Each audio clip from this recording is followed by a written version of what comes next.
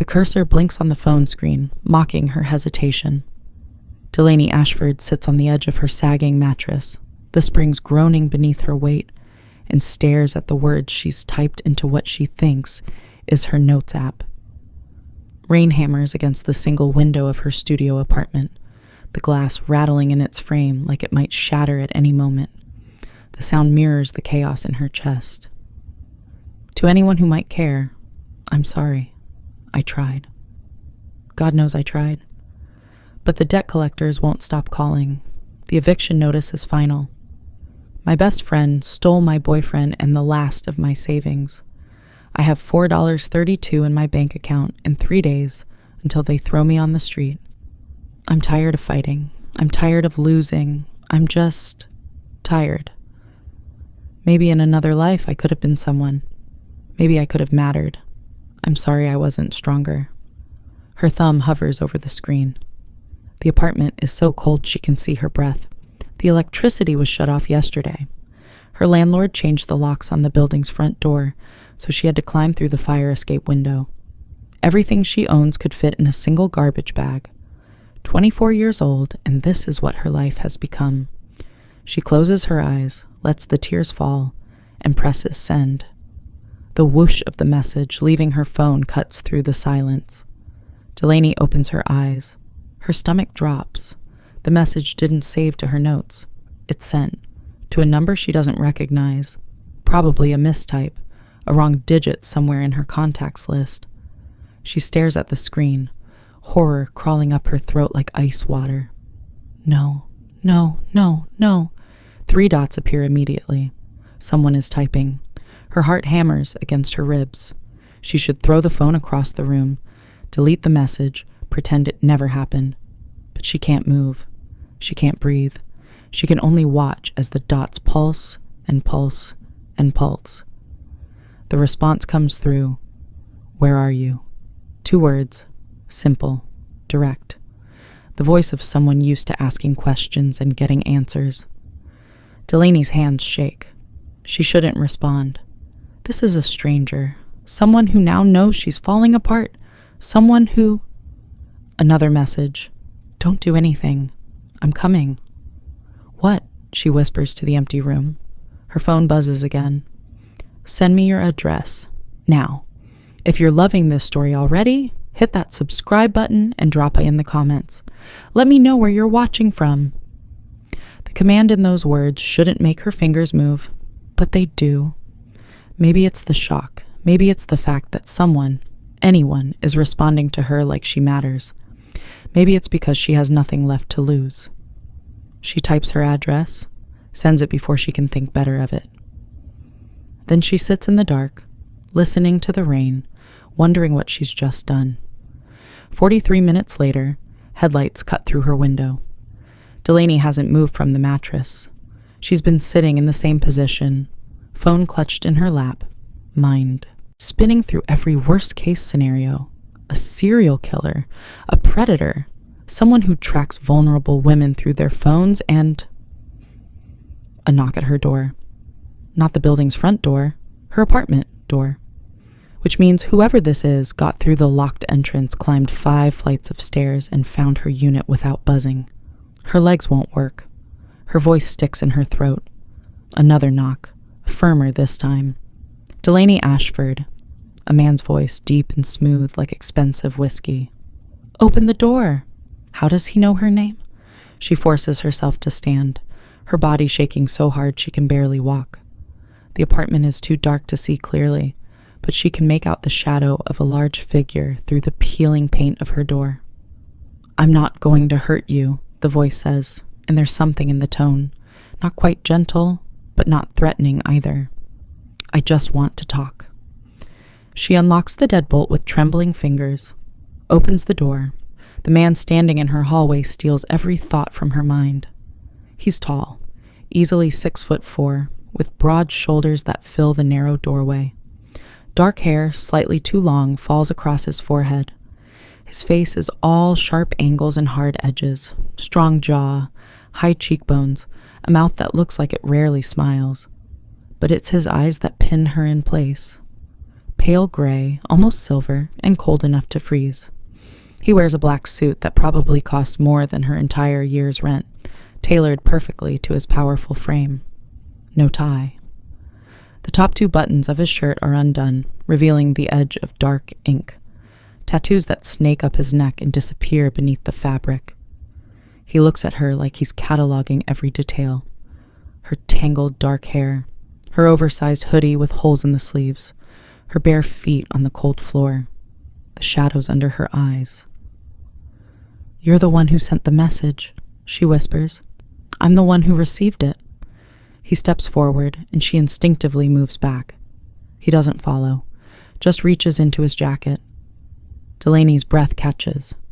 Is he reaching for a weapon? Is this how it ends? But what he pulls out isn't a gun. It's a briefcase. Black leather, expensive, secured with a combination lock. He sets it on the floor between them, then straightens, his eyes never leaving hers. "Open it," he says. She stares at him. "What?" "The briefcase. Open it." Her heart is a war drum in her chest. This doesn't make sense. None of this makes sense. But she kneels on the cold floor, her fingers fumbling with the latches. They spring open with a soft click. She lifts the lid. Cash. Stacks and stacks of $100 bills, bound with paper bands, fill the briefcase to the brim. The smell of paper and ink floods her senses. She's never seen this much money in her life. It doesn't even look real. $2 million, the man says. His voice is calm as if he's commenting on the weather. Enough to pay off your debts. Enough to start over. Enough to make sure you never have to write another letter like the one you sent me. Delaney looks up at him, her vision blurring with tears. "I don't understand." "You will." He slides his hands into his pockets, the gesture somehow making him look even more dangerous. "My name is Kane Thorne. I run things in this city that most people don't know exist, and I have a problem that you're going to help me solve." I can't. 6 months, he interrupts, his tone leaving no room for argument. "You pretend to be my fiancé for 6 months. You attend events, smile for cameras, play the part of a woman in love. In exchange, the money is yours, all of it. Plus a place to live, clothes, safety, everything you need." She can't process the words. "Why me?"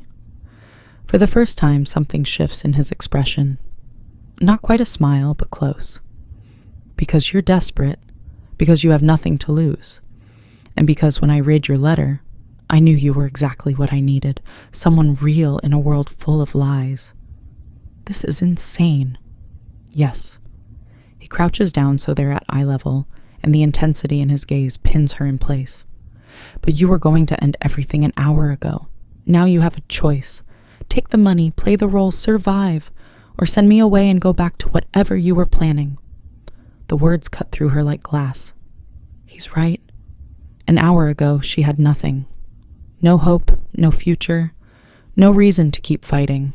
And now there's $2 million sitting in front of her, offered by a man who looks like he stepped out of a dangerous dream. "Who are you?" she breathes. His eyes don't waver. Someone who keeps his promises, someone who protects what's his. "And if you say yes, Delaney, you'll be mine, at least for 6 months. The possessiveness in that last word should terrify her. Instead, it makes her feel something she hasn't felt in months, alive. She looks at the money, at him, at the empty apartment behind her that's been her prison. "If I say yes," she says slowly, "what happens next?" Kane Thorne stands, offering her his hand. "You walk out of here with me, tonight, right now. You leave this life behind and step into mine. No turning back." Her hand shakes as she reaches for his. His fingers close around hers. Warm, strong, certain. "Then I guess I'm saying yes." His grip tightens. "Good. Pack what you need. We leave in 5 minutes." Delaney doesn't have much to pack. One garbage bag holds her entire wardrobe, mostly thrift store finds and worn-out basics. A second bag contains her laptop, her dead phone charger, a few books, and the only photo she has left of her parents before they died. Kane watches from the doorway, his expression unreadable. "That's everything?" he asks when she zips the second bag closed. She nods, shame burning her cheeks. "I travel light." "Not anymore." He takes both bags from her hands like they weigh nothing. "Come on." The hallway feels different with him in it, smaller, darker, like his presence absorbs all the light. He moves with the confidence of a man who owns every space he enters. Down the stairs, through the busted front door she had to climb around earlier, out into the rain. A black SUV idles at the curb, sleek and expensive. The driver, a massive man with a shaved head and a scar across his cheek, gets out and opens the back door without a word. "This is Matteo," Kane says. "He works for me. You're safe with him." Matteo nods once, his dark eyes assessing her with the same cold efficiency as Kane's. She gets the feeling these men see everything, every weakness, every lie, every secret. She slides into the back seat. The interior smells like leather and something darker, gunpowder maybe, or smoke. Kane climbs in beside her, and Matteo closes the door, sealing them in together. The SUV pulls away from the curb, leaving her old life behind. Delaney watches her building disappear in the side mirror, rain streaking the glass. She should feel something, grief, fear, regret, but all she feels is numb. "Where are we going?" she asks. "My penthouse." Kane's attention is on his phone, his thumbs moving across the screen with practiced ease. "It's in Manhattan, top floor. You'll have your own room, your own space, but we'll need to establish some ground rules." "Ground rules?" He glances at her, and the intensity of his gaze makes her breath catch. "In public, you're my fiancé. You smile, you play the part, you make it believable. In private, you have your freedom. But you don't ask questions about my business, you don't go anywhere without telling me or Matteo, and you don't talk to reporters, police, or anyone I don't approve." "Why?" The word slips out before she can stop it. "What kind of business are you in?" His jaw tightens, the kind where questions get people killed. Silence fills the SUV. Delaney swallows hard. "You're in the Mafia." "I prefer entrepreneur." The corner of his mouth lifts. Not quite a smile, but something close. "But yes, I run a network that operates outside the law, which means the people around me need to be smart, careful, and loyal. Can you do that?" She should be terrified. She should demand he stop the car and let her out. She should run as far from this man as possible. But where would she run to? Back to an empty apartment? To debt collectors and eviction notices and the endless crushing weight of poverty?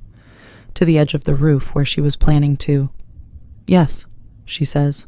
"I can do that." Kane studies her for a long moment, then nods. "Good. Then we have a deal." He extends his hand. She takes it. His grip is firm, warm, and when his thumb brushes across her knuckles, something electric shoots up her arm. "Welcome to my world, Delaney Ashford," he says quietly. "Try not to get killed." The penthouse is obscene. Floor-to-ceiling windows overlook the Manhattan skyline, the city lights glittering like scattered diamonds.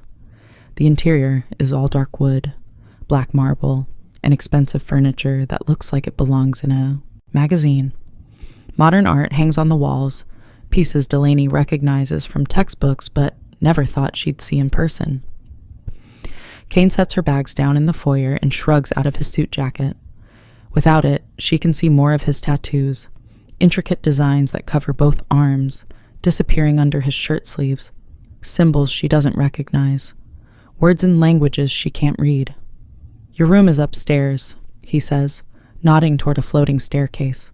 "Second door on the left. There's a bathroom attached. Matteo will bring up some clothes tomorrow. We'll need to get you fitted properly, but for tonight, there should be something in the closet that works."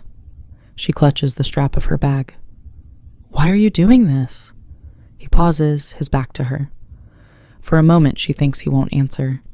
Then he turns, and the look in his eyes steals her breath. "Because I know what it's like to have nothing," he says quietly. "To feel like the world would be better off without you in it. And because I need someone by my side who isn't playing games, someone real. someone who understands what it means to fight for survival. But you have everything. I have money. His voice hardens. Money doesn't mean safety. It doesn't mean loyalty. It doesn't mean I can trust the people around me. In my world, everyone wants something. Everyone has an agenda. But you were ready to disappear. Which means you're not here for power or status. You're here because you have no other choice. And that makes you the most honest person I've met in years. The words settle between them, heavy and raw. I won't let you down, Delaney whispers. I know. He moves toward her, stopping just close enough that she has to tilt her head back to meet his eyes. Because if you do, the consequences will be severe. Understand? She nods. His hand lifts, and for a moment she thinks he's going to touch her face. But he just tucks a strand of wet hair behind her ear, his fingers barely grazing her skin. Get some rest, he says. Tomorrow, your new life begins. Then he's gone, disappearing down a hallway, leaving her alone in the most beautiful prison she's ever seen. Delaney climbs the stairs on shaking legs. The room he's given her is bigger than her entire apartment was. A king-size bed dominates the space, covered in charcoal gray sheets that look softer than clouds. The attached bathroom has a soaking tub, a rain shower, and marble countertops. She catches sight of herself in the mirror and barely recognizes the woman staring back. Hollow eyes, sharp cheekbones, a ghost wearing her skin. What have I done? But then she remembers. The letter, the rain, the emptiness. The moment she decided she couldn't keep fighting. And now she's here. Alive. She peels off her wet clothes, steps into the shower, and lets the hot water wash away the last 24 years of her life. When she finally climbs into bed, wrapped in a towel because she doesn't have the energy to find clothes, she expects to lie awake all night, mind racing. Instead, she falls asleep in seconds. For the first time in months, she doesn't dream of falling. Morning comes too fast. Sunlight streams through the windows, warm and golden. Delaney blinks awake, disoriented, her body sinking into the softest mattress she's ever felt. For a moment, she forgets where she is. Then it all comes rushing back. Kane, the money, the deal. The fact that she's now engaged to a Mafia boss she met 12 hours ago. A knock at the door makes her sit up, clutching the towel around her chest. Come in, she calls, her voice rough. The door opens and a woman enters, late 30s, dressed in an elegant black pantsuit, dark hair pulled into a severe bun. She carries a garment bag and a silver tray with coffee and pastries. Good morning, Miss Ashford, the woman says, her tone professional but not unkind. I'm Simone, Mr. Thorne's assistant. He asked me to help you get settled. Delaney clutches the towel tighter. Thank you. Simone sets the tray on the nightstand and hangs the garment bag in the closet. There are clothes in here for today. We'll have a full wardrobe consultation this afternoon. Mr. Thorne also wanted me to give you this. She hands Delaney a sleek black credit card with no name on it, just a series of numbers embossed in silver. No limit, Simone explains. Use it for whatever you need. Clothing, personal items, anything. Mr. Thorne will cover it. The card feels heavy in Delaney's palm. This is insane. You'll get used to it. Simone's expression softens slightly. A word of advice? Don't fight this. Mr. Thorne doesn't offer help lightly. If he's chosen you, it's for a reason. Play your part well, and you'll be taken care of. Betray his trust. She doesn't finish the sentence. She doesn't have to. I understand, Delaney says quietly. Good. Simone moves toward the door, then pauses. He's waiting for you downstairs. Breakfast is in 20 minutes. I'd suggest wearing the blue dress. It'll photograph well. Photograph? But Simone is already gone. Delaney scrambles out of bed, her heart pounding. She drinks the coffee, black, strong, perfect, and devours a croissant in 3 bites. Then she opens the garment bag. Inside is a dress that costs more than she used to make in 6 months. Midnight blue silk, simple but elegant, with a neckline that's modest but flattering. It fits like it was made for her body, hugging her curves in all the right places. She finds shoes in the closet, designer heels that somehow fit perfectly, and brushes out her hair until it falls in dark waves around her shoulders. When she looks in the mirror, she doesn't recognize herself. The hollow-eyed ghost is gone. In her place stands someone who looks like she belongs in this world. Fake it till you make it, she tells herself. Then she goes downstairs to meet the man who saved her life. Kane is standing by the windows, phone pressed to his ear, his voice low and dangerous. I don't care what he wants. Tell him if he doesn't deliver by Friday, I'll send Mateo to collect personally. And we both know how Mateo collects. He ends the call without saying goodbye, then turns. His eyes sweep over her, slow and assessing, and something in his expression shifts. You clean up well, he says. It's not a compliment. Not exactly. But the way he's looking at her makes heat crawl up her neck. Simone said you wanted to see me. We have an event tonight. He crosses to the dining table where breakfast is laid out. Eggs, bacon, fresh fruit, juice, more pastries. A charity gala. Very public, very visible. The perfect place to debut my new fiancé. Delaney's stomach drops. Tonight? But I've never been to anything like that. You'll be fine. He pulls out a chair for her, a gesture that's both chivalrous and commanding. Smile. Stay close to me. Let me do the talking. All you need to do is look like you're in love. She sits, her mind spinning. How am I supposed to do that? Kane leans down, his hands bracing on the arms of her chair, caging her in. His face is inches from hers, his pale eyes locked on hers, with an intensity that makes her forget how to breathe. You look at me like I'm the only person in the room, he says quietly. You touch my arm when we talk. You laugh at my jokes, even when they're not funny. You make everyone believe that you chose me, that you want this, that I'm the best thing that ever happened to you. And what will you do? She whispers.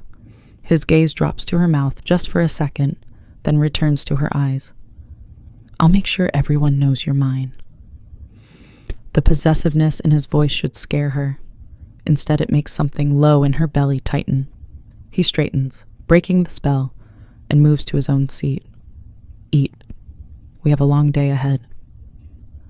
Are you still with me? This story is about to get even more intense. Don't forget to like and subscribe.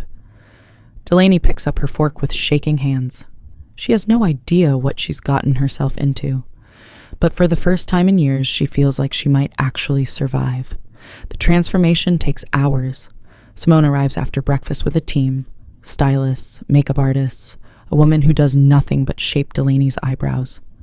They work in efficient silence, turning her into someone else entirely. The dress for tonight is a deep emerald green, floor length, with a slit up one thigh that makes Delaney's breath catch. The fabric is so soft it feels like water against her skin. Diamond earrings, real diamonds, Simone assures her, catch the light when she moves her head. By the time they're finished, Delaney looks like she belongs in a magazine. Mr. Thorne will be pleased, Simone says, stepping back to admire their work. The words sting more than they should. This isn't real, Delaney reminds herself. This is a role, a performance. 6 months, and then I'm free. But when Kane sees her, something flickers in his eyes that doesn't feel like performance at all. Stunning, he murmurs, offering his arm. He's in a tuxedo that fits him like a second skin, his dark hair styled back, his tattoos hidden beneath expensive fabric. He looks dangerous and beautiful in equal measure. She takes his arm, and his muscles flex beneath her fingers. Ready? He asks. No, absolutely not. But she nods anyway. The gala is held at the plaza, in a ballroom that drips with old money and older secrets. Chandeliers cast golden light over women in couture gowns and men in tailored tuxedos. Champagne flows, laughter echoes. Everyone looks like they stepped out of a different world, a world Delaney never belonged to. Kane's hand settles on the small of her back as they enter, warm and possessive. Remember, he murmurs near her ear, his breath ghosting across her skin. You're in love with me. Make them believe it. She plasters on a smile and lets him lead her into the crowd. The night becomes a blur of introductions, politicians, business moguls, people whose names she recognizes from news headlines. Kane handles them all with effortless charm, his smile never quite reaching his eyes. He keeps her close, his touch constant, a hand at her waist, fingers brushing her arm, a palm pressed between her shoulder blades. It feels like a claim. And who is this? A woman's voice, sharp and cold, cuts through the chatter. Delaney turns. The woman approaching is breathtaking. Tall, blonde, wrapped in a red dress that looks painted on. Her blue eyes are ice chips, her smile sharp enough to cut. Vanessa. Kane's voice goes flat. I didn't know you'd be here. I go where I'm needed. Vanessa's gaze rakes over Delaney with obvious disdain. So this is the girl everyone's talking about? How quaint? The word lands like a slap. Kane's hand tightens on Delaney's waist. Delaney, this is Vanessa Harlow. An old acquaintance. Acquaintance? Vanessa laughs, the sound brittle. Is that what we're calling it now? I suppose that's easier than admitting we were engaged 6 months ago. Delaney's stomach drops. Engaged. Kane was engaged to this woman. That was a mistake, Kane says coldly. One I corrected. By replacing me with her? Vanessa's eyes narrow. Please. She's wearing borrowed clothes and borrowed confidence. I give it 2 weeks before she runs back to whatever gutter you pulled her from. The words hit like bullets. Delaney's face burns. Shame crawls up her throat, hot and suffocating. This woman can see right through her, through the dress, the makeup, the carefully constructed facade. She's right. Delaney doesn't belong here. She never will. Say another word, Kane says quietly, his voice dropping to something dangerous, and I'll make sure you regret it. Vanessa's smile doesn't falter. Protective already? How sweet. But we both know she's temporary. I'll be waiting when you come to your senses. She glides away, leaving a wake of expensive perfume and poison. Delaney can't breathe. The room is too hot, too bright, too loud. Everyone is staring. They heard. They all heard. Excuse me, she whispers, pulling away from Kane. Delaney. But she's already moving, pushing through the crowd, desperate for air. She finds a door that leads to a balcony and stumbles outside, the cold night air hitting her like a wave. Her hands shake. Her vision blurs. Gutter. That's what she called me. That's what I am. Hey, Kane's voice right behind her. Look at me. She shakes her head, tears streaming down her face. She's right. I don't belong here. This is insane. I should never have. His hands grip her shoulders, firm but not rough, turning her to face him. Listen to me. His voice is steel wrapped in silk. Vanessa is a viper who gets off on cruelty. She's jealous, bitter, and desperate, and she's wrong. You belong here because I say you do. And in this world, what I say goes. But I'm not. I'm nobody. You're someone who survived. He cups her face, forcing her to meet his eyes. You fought when most people would have quit. You're standing here in this dress at this event because you're stronger than any of them. Don't let her take that from you. The words crack something open inside her chest. She searches his face, looking for the lie, the performance, but all she sees is certainty. Why do you care? She whispers. His thumb brushes away a tear. Because you're mine to protect now, and I keep what's mine safe. Then he does something that steals every thought from her mind. He kisses her. It's not soft. It's not gentle. It's claiming and fierce and desperate, his mouth moving against hers like he's trying to prove a point. His hands slide into her hair, tilting her head back, and she gasps against his lips. Heat explodes through her body. She should push him away. This isn't real. This is just for show. But her hands fist in his tuxedo jacket, pulling him closer, and she kisses him back with everything she has. When he finally pulls away, they're both breathing hard. Now, he says roughly, his forehead resting against hers. When we go back inside, you're going to walk in there like you own the place, because you do. You're my fiancé, and anyone who questions that answers to me." She nods, still dizzy from the kiss. He takes her hand, laces their fingers together, and leads her back inside. This time, when people stare, Delaney lifts her chin. Let them look. She's done being invisible. The weeks that follow blur together. Kane's world swallows her whole. Events, dinners, meetings where she smiles and says nothing while men in expensive suits discuss things she doesn't understand. She learns to read the room, to sense danger in the pauses between words, to recognize when Kane's smile means someone is about to regret crossing him. She learns his routines: coffee at dawn, black with no sugar, late nights in his office, door locked, phone conversations in languages she can't identify, the way his jaw tightens when he's angry, the way his eyes go cold when someone lies.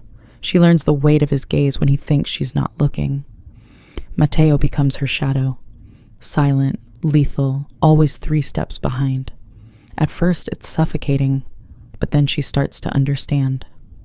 Kane has enemies, real enemies, people who would hurt her just to get to him. The realization should terrify her. Instead, it makes her feel protected, safe, wanted. They fall into a rhythm, breakfast together where he asks about her day and actually listens, evenings where they review upcoming events, and he coaches her on who to trust, no one, and who to avoid, everyone. Nights where she lies in bed, unable to sleep, wondering why her chest aches every time he touches her. It's supposed to be fake, but it's starting to feel dangerously real. 1 month in, everything changes. They're at a private event, a fundraiser for some politician whose name Delaney has already forgotten.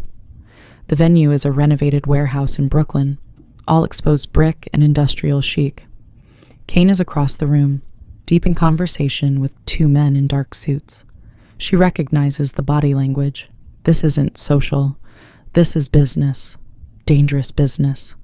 She sips her champagne and tries to look comfortable. "You must be the fiancé." Delaney turns. The man beside her is young, maybe 30, with perfectly styled hair and a smile that doesn't reach his eyes. He's handsome in that manufactured way, like he's spent hours in front of a mirror perfecting his look. "I am," she says carefully. "Julian Beckett." He extends a hand. "I do business with Kane occasionally." She shakes his hand briefly. "Nice to meet you." "The pleasure's mine." His eyes rake over her in a way that makes her skin crawl. "I have to say, I was surprised when I heard Kane was getting married. He's not usually the settling down type." "People change." "Do they?" Julian steps closer, invading her space.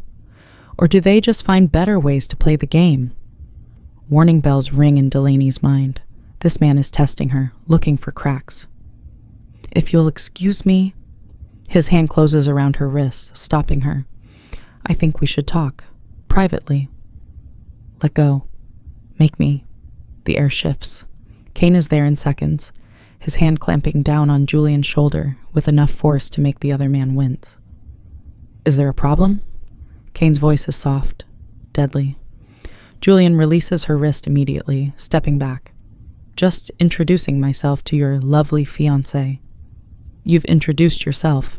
Now leave." "Kane, come on. Leave." The single word carries the weight of a threat. "Before I make you." Julian's smile falters. He glances at Delaney, then at Kane, and whatever he sees in Kane's face makes him go pale. "Understood," he mutters, then disappears into the crowd. Kane's hands frame Delaney's face, his eyes searching hers. "Did he hurt you?" "No, I'm fine." "You're shaking." She is. Her whole body is trembling, adrenaline flooding her system. Kane pulls her against his chest, one arm banding around her waist, the other hand cradling the back of her head. His heart pounds beneath her ear, fast, furious, protective. "I'm sorry," he murmurs into her hair. "I should have been paying attention." "You can't watch me every second." "I can try." His grip tightens. "Julian is connected to some people I've had trouble with. Rival families. If he thinks he can use you to get to me, then we make sure he knows he can't." She pulls back just enough to meet his eyes. I'm not helpless, Kane. I'm not going to break. Something in his expression softens. No, you're not. He keeps her close for the rest of the night. And when they finally leave, his hand doesn't leave the small of her back until they're locked inside the penthouse. Safe, for now, but safety is an illusion. 2 weeks later, everything falls apart. Delaney is at a boutique in Soho, Simone helping her select outfits for an upcoming trip to Miami. Mateo waits outside, scanning the street with professional paranoia. It's a normal day, or as normal as her life gets now. Then her phone rings, unknown number. She almost doesn't answer, but something makes her swipe to accept. Hello? Delaney Ashford, a woman's voice, smooth and cold. Or should I say, Delaney Thorne? Though I suppose that's not quite legal yet, is it? Ice floods her veins. Who is this? Someone who knows what you really are, a fraud, a nobody playing dress-up in a world that will chew you up and spit you out. Vanessa. What do you want? To give you a warning. Vanessa's voice drops. You think you're safe with Kane? You think he actually cares about you? You're a tool. A pretty distraction he's using to piss off his enemies and keep his business partners happy. The second you stop being useful, he'll throw you away like garbage. You're wrong. Am I? Vanessa laughs. Did he tell you about the last woman who got too close? About what happened to her when she became a liability? Delaney's throat closes. What are you talking about? Ask him about Elena. Ask him what happens to the women who fall in love with Kane Thorne, and then ask yourself if you want to be next. The line goes dead. Delaney stands frozen in the middle of the boutique, the phone slipping from her hand. Elena. Who is Elena? Miss Ashford? Simone appears at her side, concern etched on her face. Are you all right? I need to talk to Kane. He's in a meeting. I don't care. I need to talk to him. Now. I'm getting emotional over here. If this story is hitting you in the feels, let me know in the comments below.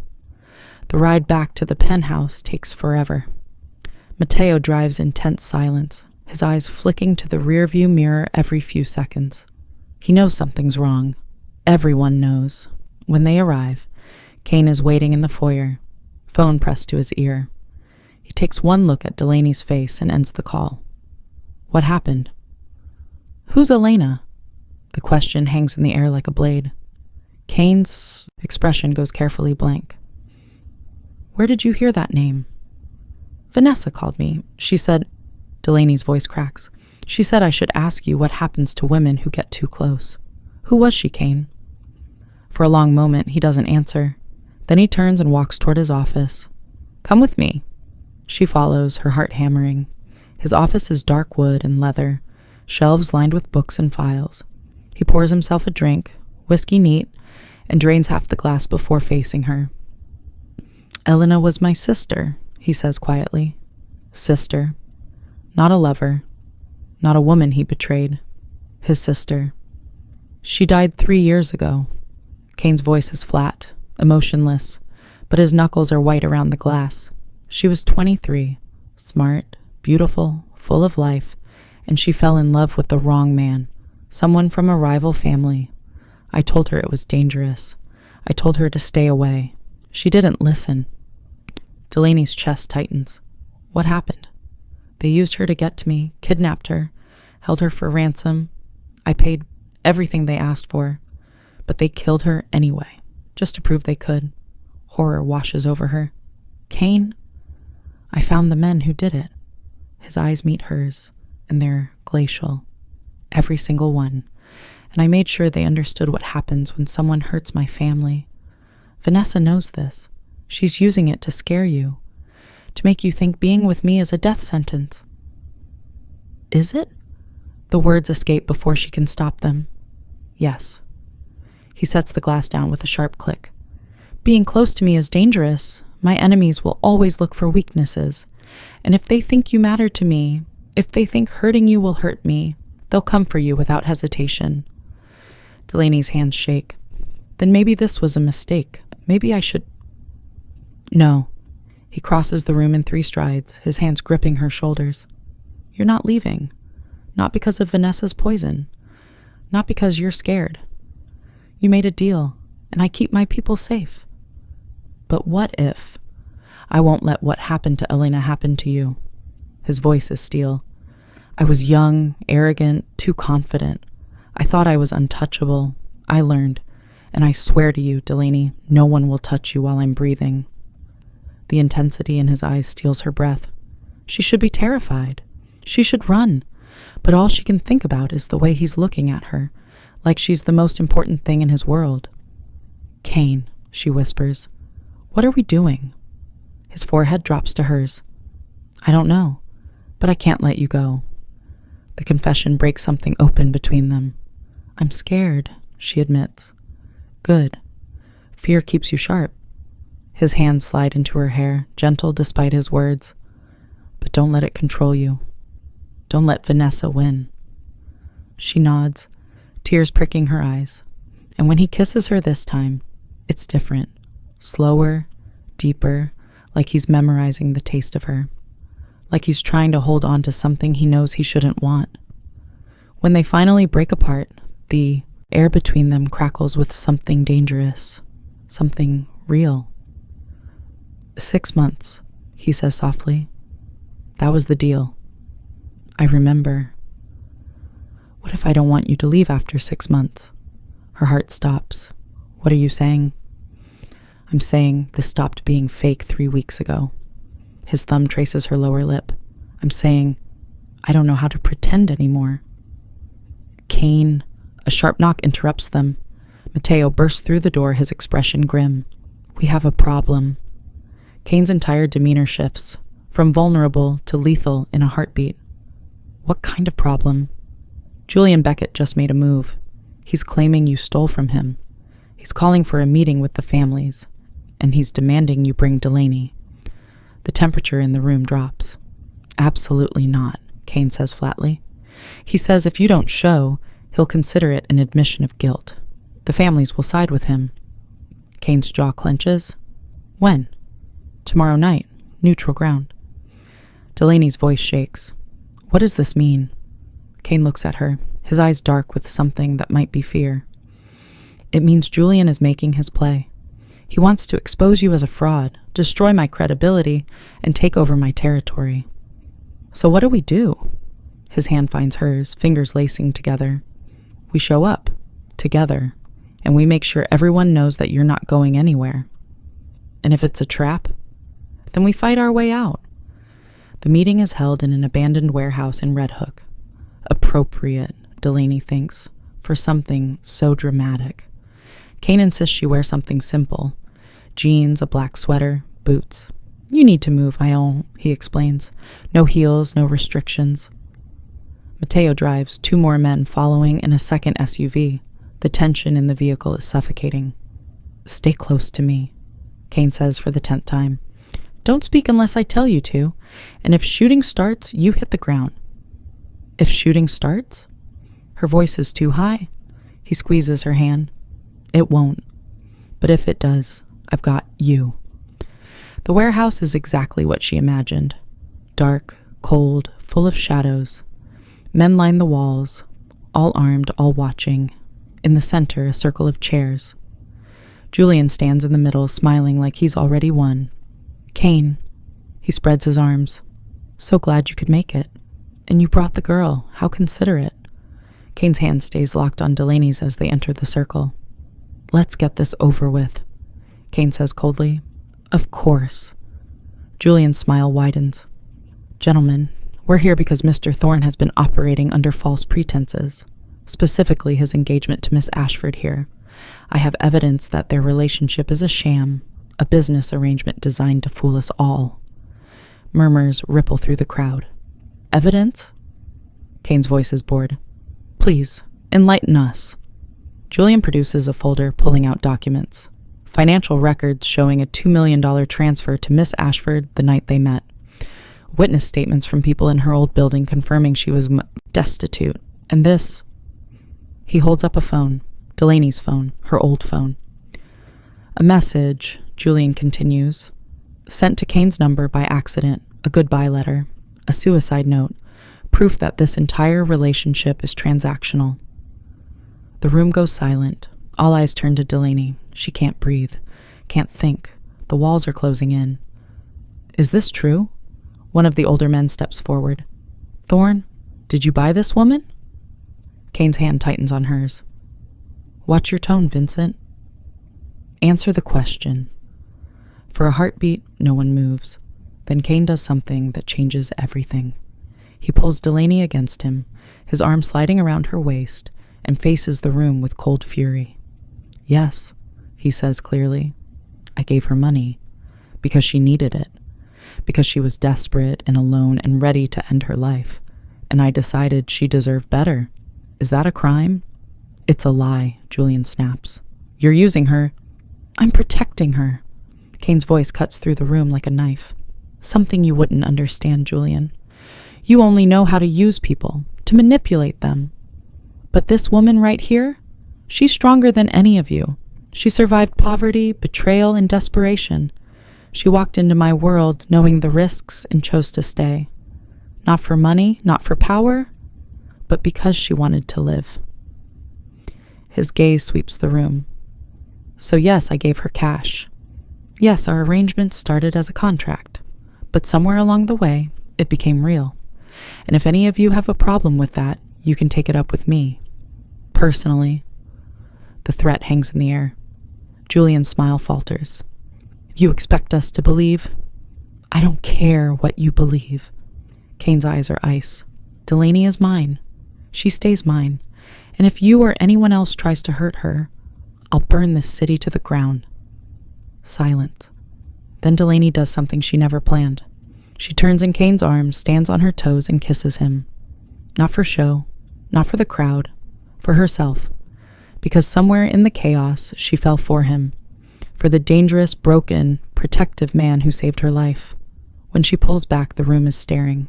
He's telling the truth, she says quietly. I love him, and she means it. Wait until you see what happens next. Make sure you're subscribed so you don't miss our next story. Julian's face twists with rage. This is ridiculous. Enough. The old man, Vincent, steps forward. I've heard enough. Julian, you've wasted our time with petty jealousy. Thorne's personal life is his business. Unless you have real evidence of theft or betrayal, this meeting is over. But it's over. One by one, the men file out. Julian stares at Kane with pure hatred, then storms off. The warehouse empties. Kane pulls Delaney close, his heart pounding against hers. That was reckless. I know. You just painted a target on your back. I know. Why did you do it? She looks up at him, tears streaming down her face. Because you were right. This stopped being fake weeks ago. His kiss is desperate this time, all-consuming, like he's trying to pour everything he feels into the press of his mouth against hers. When they finally break apart, he whispers against her lips, Let's go home. Home. The word settles in her chest like an anchor. She nods, and for the first time in her life, Delaney understands what it means to be wanted. The next 3 days pass in a blur of heightened security and tense silence. Kane barely leaves her side. Mateo doubles the guard detail. Simone moves into the guest room, always watching, always ready. But the attack doesn't come. Julian disappears, vanishes without a trace. Rumors swirl through Kane's network. Some say he fled the city. Others say he's plotting something bigger. Kane says nothing, but his jaw stays tight. On the 4th morning, Delaney wakes to find him standing by the window, staring out at the city as dawn breaks. Hey, she says softly, patting across the room in bare feet. He doesn't turn. I should let you go. Her heart drops. What? It's not safe. It'll never be safe. Julian was just the beginning. There will always be someone trying to use you against me. So what? She moves to stand beside him. You think I care about safety anymore? Kane, I was ready to die. You gave me a reason to live. You think I'm going to walk away just because it's dangerous? You should. But I won't. She takes his hand, forcing him to look at her. I meant what I said in that warehouse. I love you. Not because you saved me. Not because of the money or the life you've given me, but because you see me. You've seen me from the beginning, and I'm done pretending this is temporary. His eyes search hers, desperate and raw. What are you saying? I'm saying the 6 months are up in 2 weeks, and I don't want to leave. She steps closer. I want to stay, for real, if you'll have me. For a long moment, he doesn't move. Then he cups her face, his hands trembling. I don't deserve you. Probably not. She smiles through her tears. But you're stuck with me anyway. His laugh is broken, relieved. God help me. Then he's kissing her, and it feels like coming home. The news breaks that evening. Julian Beckett found dead in his apartment, apparent suicide. No signs of foul play. Case closed. Kane says nothing when Delaney shows him the article, but his eyes are dark, satisfied, dangerous. Did you? She starts. Don't ask questions you don't want answered. He pulls her into his lap, his arms banding around her. He threatened you. That was his mistake. She should be horrified. She should run. But she just curls into his chest and lets him hold her. This is her life now. Dangerous. Complicated. Real. And she wouldn't trade it for anything. 2 weeks later, they stand in front of a judge. No big ceremony. No cameras. Just Mateo and Simone as witnesses, and a simple gold band that Kane slides onto her finger. Mrs. Thorne, he murmurs, kissing her knuckles. Mr. Thorne, she whispers back. It's real now, all of it. That night, they lie tangled together in his bed, their bed, and she traces the tattoos on his chest. What do they mean? She asks. Reminders. His fingers comb through her hair. Of everything I've survived, everyone I've lost. And now? He tilts her chin up, his eyes soft in the dim light. Now I have something worth protecting. She kisses him, slow and deep, and for the first time in her life, she feels completely safe, completely seen, completely loved. Outside, the city glitters. Inside, 2 broken people have found a way to be whole. 6 months after the wedding, Vanessa Harlow receives an anonymous package. Inside, a photo of Kane and Delaney, laughing on a beach somewhere tropical, his hand on her growing belly. On the back, written in Delaney's handwriting, turns out I'm not temporary after all. Thanks for the motivation. Vanessa throws the photo in the trash and pours herself another drink. Some battles she's learning are better left unfought. Delaney stands in the penthouse, 1 year after the night that changed everything. The goodbye letter is framed on Kane's desk now, a reminder of where they started. She's 8 months pregnant, glowing, terrifying the security team with her refusal to slow down. Kane walks in, suit jacket over his shoulder, and immediately moves to her side.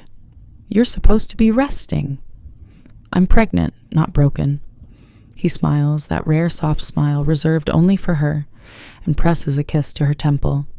Stubborn woman. You love it. I love you. The words still make her heart skip. She turns in his arms, her hands framing his face. I would have died that night if you hadn't... Don't. He kisses her quiet. You survived. You fought. I just gave you a reason to keep fighting. You gave me everything. No. His hand rests on her belly, their baby kicking beneath his palm. You gave me everything. You gave me a reason to be better, to build something worth protecting. She leans into him, breathing in his scent, smoke and whiskey and safety. We're really doing this, she whispers. Family, future, all of it. All of it, he confirms. And as the sun sets over Manhattan, painting their world in golden shadow, Delaney Thorne realizes something profound. She didn't find her happy ending despite the darkness. She found it because of it. Because sometimes the people who save us are the ones who've been broken too. Sometimes love isn't soft and safe. Sometimes it's dangerous and fierce and worth fighting for. And sometimes a single text sent to the wrong number can change everything. Did this story touch your heart? Leave a comment telling me what you felt. Subscribe for more stories like this and I'll see you in the next one. The end.